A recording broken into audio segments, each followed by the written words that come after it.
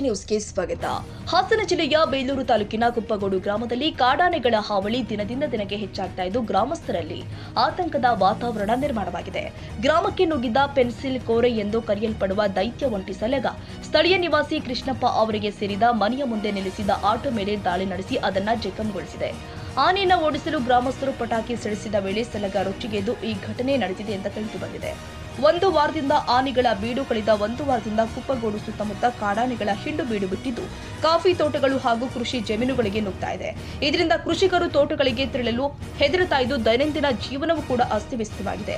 ಆನೆಗಳ ಹಾವಳಿಯಿಂದಾಗಿ ಬೆಳೆಗಳಿಗೆ ಹಾನಿ ಸಂಭವಿಸುವ ಭೀತಿ ಹೆಚ್ಚಾಗಿದ್ದು ರಾತ್ರಿ ವೇಳೆ ಗ್ರಾಮಸ್ಥರು ನಿದ್ದೆ ಮರೆತು ಕಾವಲು ಕಾಯುವ ಪರಿಸ್ಥಿತಿ ಉಂಟಾಗಿದೆ. ಅರಣ್ಯ ಇಲಾಖೆ ತ್ವರಿತ ಕ್ರಮಕ್ಕೆ ಗ್ರಾಮಸ್ಥರು ಆಗ್ರಹಿಸಿದ್ದಾರೆ. ಈ ಪ್ರದೇಶದಲ್ಲಿ ಕಾಡಾನೆಗಳ ಸಂಚಾರ ನಿಯಂತ್ರಿಸಲು ಸೂಕ್ತ ಕ್ರಮ ಕೈಗೊಳ್ಳಬೇಕು. ಮಾನವ ಆನೆ ಸಂಘರ್ಷ ತಡೆಗಟ್ಟಲು ಶಾಶ್ವತ ಪರಿಹಾರ ಒದಗಿಸಬೇಕು ಅಂತ ಗ್ರಾಮಸ್ಥರು ಒತ್ತಾಯಿಸಿದ್ದಾರೆ. ಕಾಡಾನೆಗಳ ಹಾವಳಿ ಮತ್ತೆ ತೀವ್ರಗೊಂಡಿದ್ದು ಜೀವ ಸಂಪತ್ತಿಗೆ ಅಪಾಯ ಹೆಚ್ಚುತ್ತಿರುವ ಹಿನ್ನೆಲೆ ಅಧಿಕಾರಿಗಳು ತಕ್ಷಣ ಎಚ್ಚೆತ್ತು ಕ್ರಮ ಕೈಗೊಳ್ಳುವುದು ಅಗತ್ಯವಾಗಿದೆ. Parvez Ahmed, Hassan, AJ news.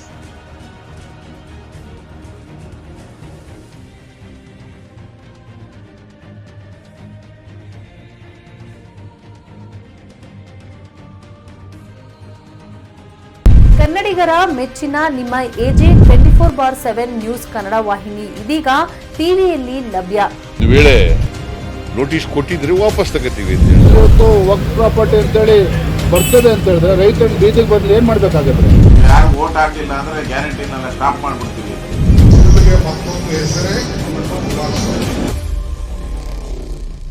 ಕರ್ನಾಟಕ ಮತ್ತು ದೇಶ ವಿದೇಶ 360 ಡಿಗ್ರಿ ಸುದ್ದಿ ಹಾಗೂ ಉತ್ತರ ಕರ್ನಾಟಕ, ಬೆಳಗಾವಿ, ಬಾಗಲಕೋಟೆ, ಧಾರವಾಡ, ಹಾವೇರಿ, ಗದಗ, ಬಿಜಾಪುರ ಜಿಲ್ಲೆಯ ಕ್ಷಣ ಕ್ಷಣದ ವಿವರವನ್ನ ಪಡೆಯುವುದಕ್ಕೆ ಎಜೆ 24/7 ನ್ಯೂಸ್ ಕನ್ನಡ ವಾಹಿನಿಯನ್ನ ಲೈಕ್ ಮಾಡಿ, ವಿಡಿಯೋಗಳನ್ನ ಶೇರ್ ಮಾಡಿ, ಕಮೆಂಟ್ ಮಾಡುವ ಮೂಲಕ ನಮ್ಮ ವಾಹಿನಿಗೆ ಸಹಕಾರ ನೀಡಿ ಮತ್ತು ಚಾನೆಲ್ ಅನ್ನ ಸಬ್ಸ್ಕ್ರೈಬ್ ಮಾಡಿ. ಧನ್ಯವಾದಗಳು.